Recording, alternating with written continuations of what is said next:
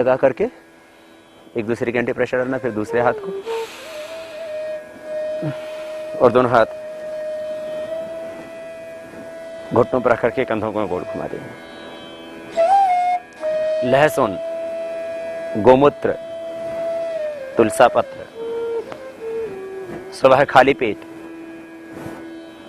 लौकी का जूस, तुलसी और पुदीना के पत्र मिलाकर के थोड़ा काली मिर्च मिलाकर के, ये हृदय रोगों के विशेष उपयोगी।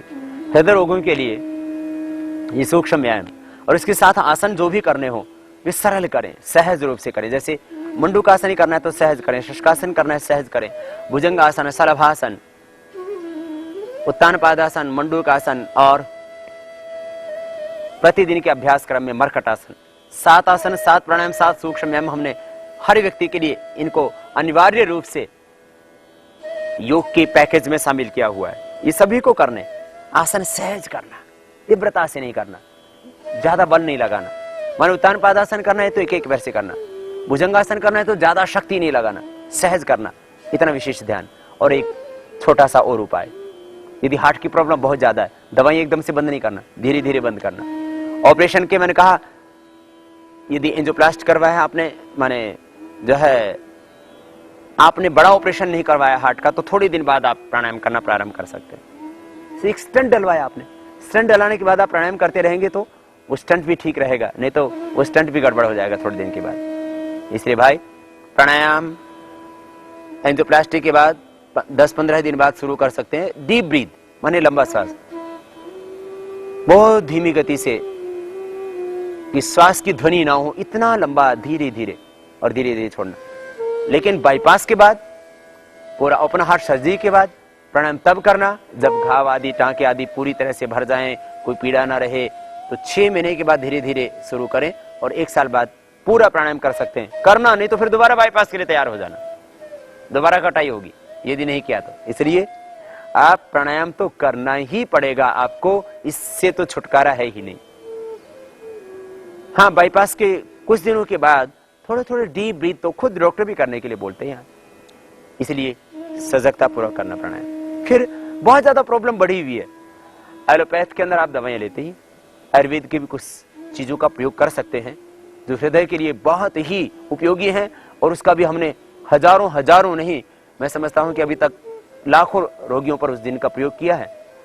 मैं दवा देने के लिए नहीं कह रहा हूं, बिना दवा के खाली अर्जुन की छाल, लौकी का जूस और प्राणायाम के अभ्यास से, लौकी की सब्जी के खाने से ही देश के हजारों रोगी ठीक हो चुके हैं। वो संख्या लाखों में भी पहुंच गई तो कोई बड़ी बात नहीं है। परंतु यदि बहुत ज्यादा हार्ट की प्रॉब्लम है तो आप आयुर्वेद की मदद ले सकते हैं। ये 5वां विकल्प है मेरा।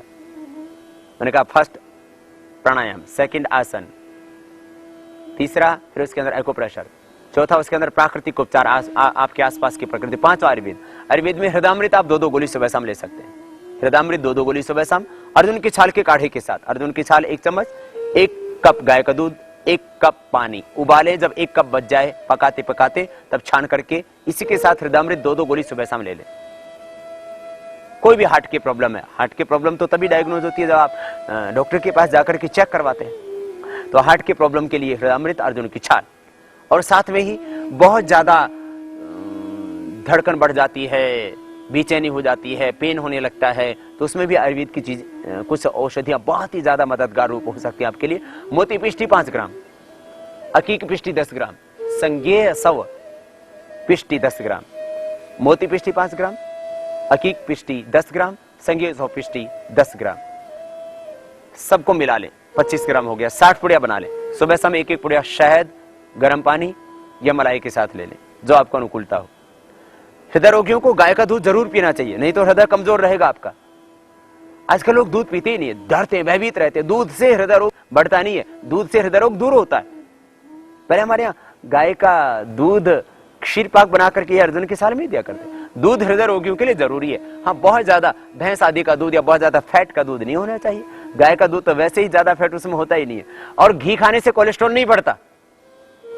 ये चीज खाने से कोलेस्ट्रॉल बढ़ता है, ये पिज्जा खाने से कोलेस्ट्रॉल बढ़ता है, फास्ट फूड खाने से, जंक फूड खाने से कोलेस्ट्रॉल बढ़ता है, और शारीरिक श्रम न करने से कोलेस्ट्रॉल बढ़ता है। पहले लोग 100 साल की उम्र तक घी खाया करते थे, किसी को बीपी नहीं हुआ करता था, शुगर नहीं हुआ करता था, हार्ट के ब्लॉकेज नहीं हुआ करते थे। आज घर बैठे सूखी रोटी खाते खाते भी आदमी को हार्ट के ब्लॉकेज हो रहे। क्यों?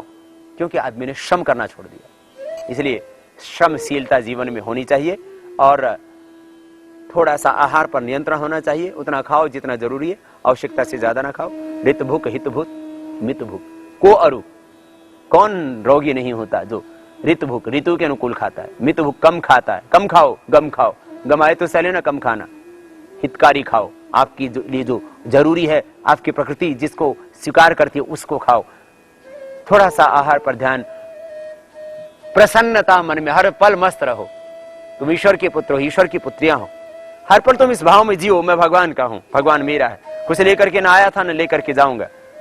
2 गज जमीन सोने के लिए, जीने के लिए, 2 वस्त्र पहनने के लिए, 2 रोटी पेट भरने के लिए सबको मिल जाती है, फिर क्यों हाय हाय कर रहे हो? इसलिए हर समय खुश रहो, और जो प्रभु ने दे रखी है जिंदगी, इसको आनंद से जियो।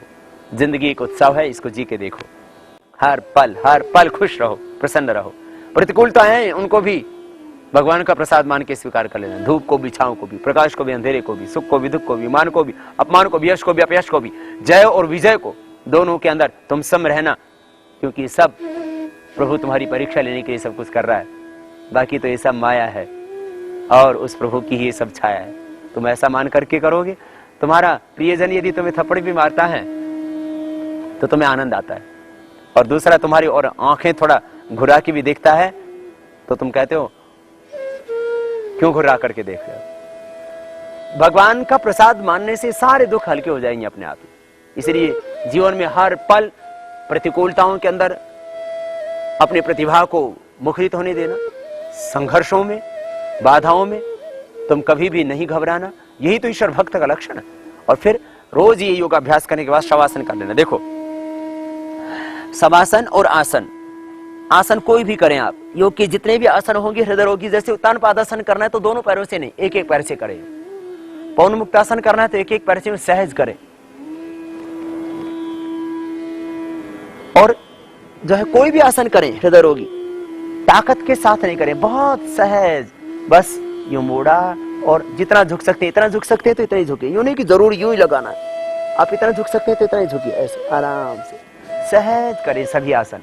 और कठिन आसन, सर्वांग आसन, हलासन, कोई भी कठिन आसन तो करना ही नहीं है। धनुरासन, सरल सहज आसन हृदय रोगी कर सकते हैं। और शवासन बहुत जरूरी, दोनों पैरों में थोड़ा फासला, दोनों हाथ जंघों से थोड़ी दूरी पर, पूरे शरीर को शिथिल कर दें। शिथिलीकरण की क्रिया, योग निद्रा, अंगुलियां, अंगूठे, पंजे, टखने, जंघाएं, घुटने सब शिथिल है, शिथिल है। कमर भी शिथिल, छाती, कंधे, हृदय। हृदय का ट्रीटमेंट तुम खुद भी कर सकते हो शवासन में, सहज होकर के, सहज होकर के।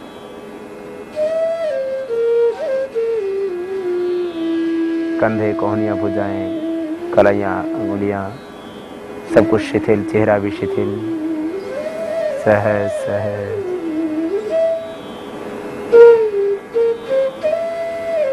श्वासों पर मन को टिकाएं और अपने आप को विराट असीम अनंत ब्रह्म की ओर समर्पित कर दें। मैं ईश्वर का हूं, भगवान मेरा है,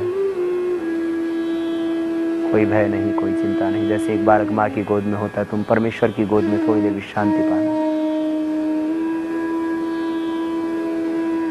श्वासों के साथ सहज हो जाना। फिर दोनों छोड़ते समय दोनों हाथों को ऊपर उठाना, आपस में रगड़ना, और दोनों हाथों की गरम गरम हथेलियों को आंखों पर रखते हुए गरम गरम ऊष्मा का ऊर्जा कंजन करते हुए फिर बाएं करवट लेते आराम से वो बैठ जाना।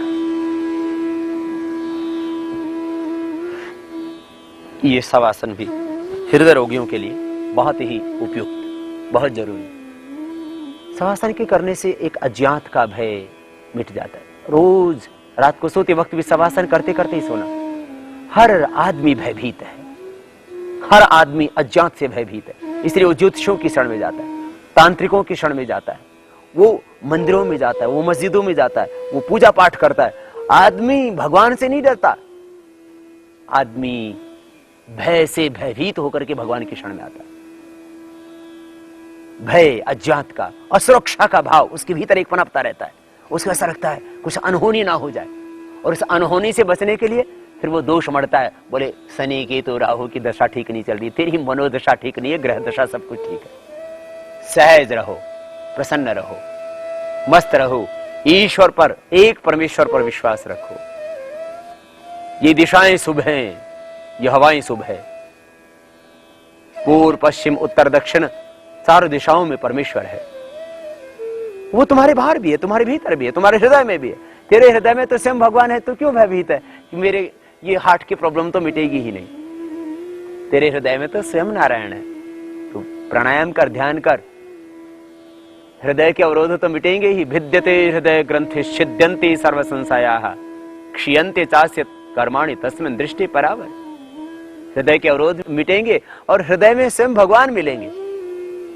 माने तुम्हारी आत्मा में उस परमात्मा तत्व की अनुभूति होगी।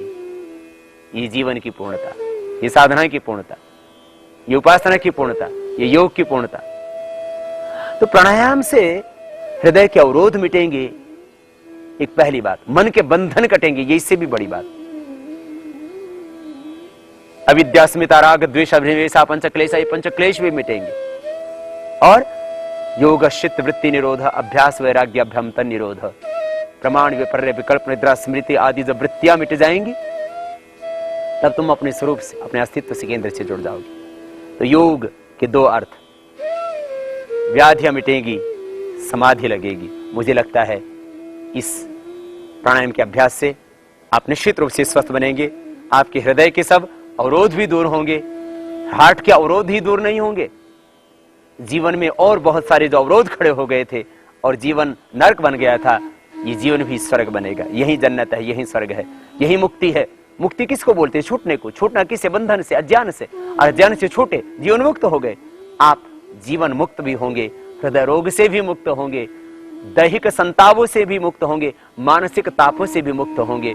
एक मुक्त होकर के, जीवन मुक्त होकर के, एक योगी बन करके, एक योद्धा बन करके जीवन को जिएंगे। फिर ये हृदय रोग आदि तुम्हारे आसपास कहां ठहर पाएंगे।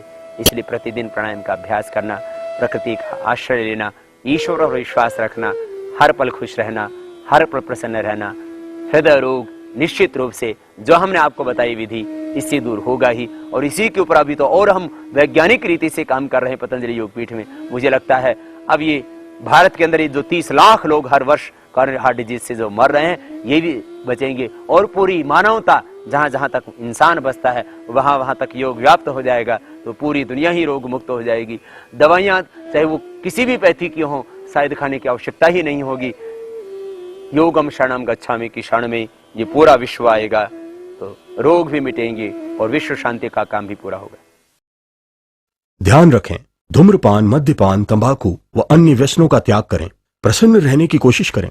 अपने व्यवहार में परिवर्तन लाते हुए क्रोध व तनाव से बचें। वसायुक्त पदार्थ, फास्ट फूड, पिज्जा, बर्गर, तले पदार्थ, मांस, मछली, गरिष्ठ भोजन, मैदा से बने पदार्थ, मलाई चीज आदि